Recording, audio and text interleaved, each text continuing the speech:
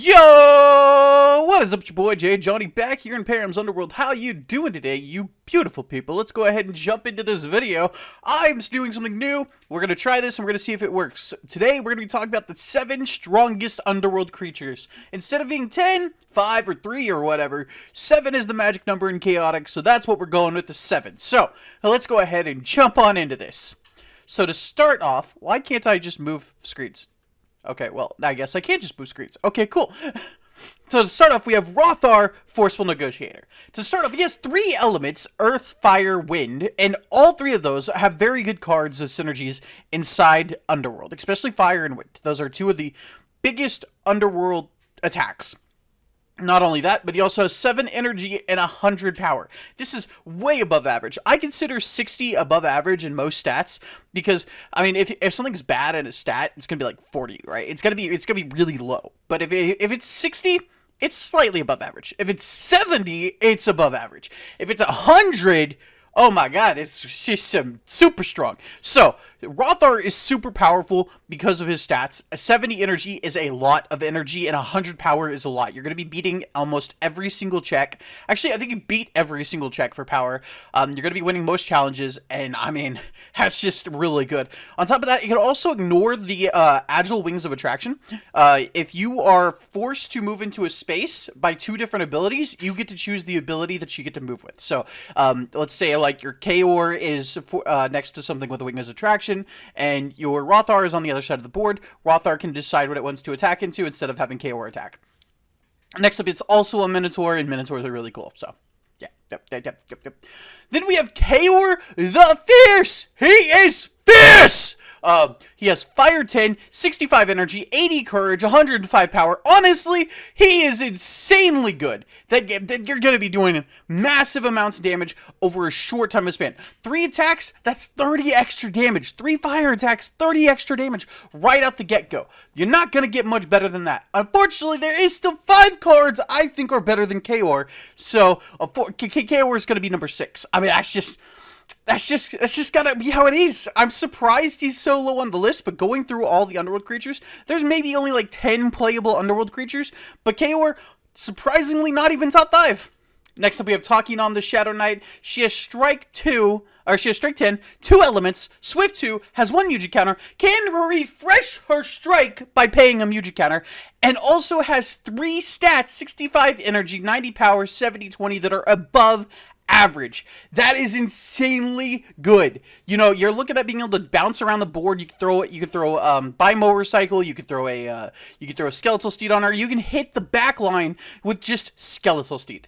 All of this leads to make a very powerful creature. She also has fire and air, again, 2 of the best elements an Underworld creature can have. I genuinely cannot believe that she's only number 5, but she is only number 5. That's right, there's still 4 more creatures that are better than her. Can you believe that?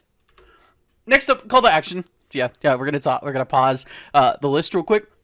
Subscribe if you learned anything new so far. If you haven't, then I mean, like, yeah, that makes sense. I mean, it's only number 5 on the video out of 7, so obviously you probably haven't learned much. But I will also be doing any chaotic news that come out, and I'll also be making similar videos to this one. Next up, check out the Jovinator, Rogue, Night Kid, and Codemaster as I on YouTube. All of them pretty good content creators. Night Kid's just getting started, but Jovi, Rogue, and Azai are very stable content creators. Jovi's just gotten back into it, and I love watching his videos. Then check out Kangaskhan, Chaotic Kangaskhan, who is also on YouTube, and Chaotic Crow on Instagram, because they post their collections quite frequently, and they have very vast collections. If you guys want to see rare chaotic stuff, that's where you gotta do it. Next up, we have Lord Von Bloot, Servant of Ani. He has 2 elements, Earth and Water, probably not the best ones for an Underworlder, but that's okay because he also removes and prevents elements from opposing creatures. Elements are probably one of the main ways the creatures consistently deal damage. They'll give themselves like they'll use like attacks that are fire, they'll use attacks that are water, they'll use attacks that are earth. You can completely turn off a Fluid Morpher deck by just, you know, having Lord Von Bloot on the board. It's one of the most insane abilities to passively have. I mean, of course you have to have they have to have lower than 65 courage, but I mean, you can use battle gear, you can use music to get to that point.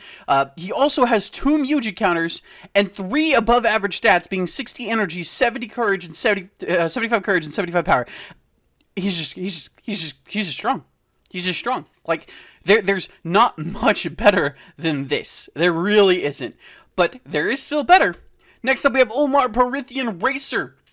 His stats are bad. His stats are so bad, but you don't play him for the stats. To start off, he's not unique. He's only loyal in a fan ban list. So, if the game comes back, you can play Ulmar in any deck. That's wild, right? And the reason it's wild is because you can expend his fire to deal 10 damage to target creature. Not being unique means you can play 2 of them, meaning you get to do 20 each turn.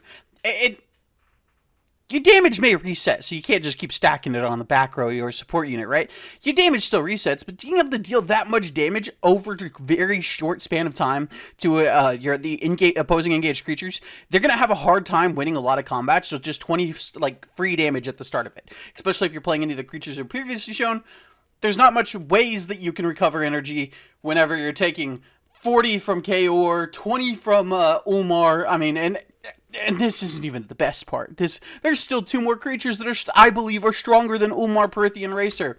And next one is Kopond, the High Muge. Oh my god, he's so insane, and I love him so much.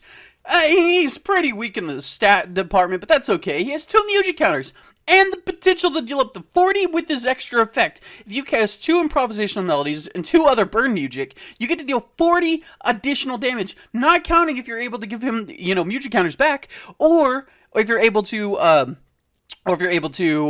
regain music, like your improvisational melody back. Not counting any of those methods, you're dealing at least 40 extra damage. Cannon and Casualty does 30. That's 60 damage with 2 Cannon Casualties with 2 improvisational melodies. You're looking at 100 burn damage just off of Kopond alone. There's not many things that can take 100 damage, and the ones that can, they also have Recklessness. So, Kopond High Muge, easy number 2. Easy number 2.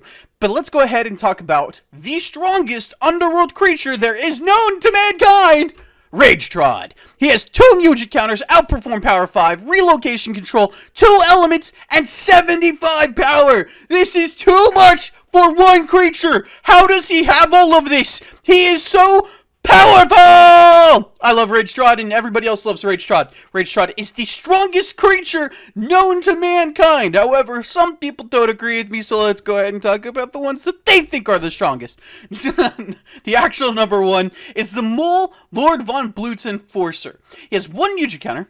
That's pretty good. He's not loyal. Well, I mean, a lot of creatures aren't loyal. He turns off abilities and music. Wait, what? Yeah, that's right. Lord von Bloot makes it to where while he's engaged, your opponent can't cast music or activate abilities.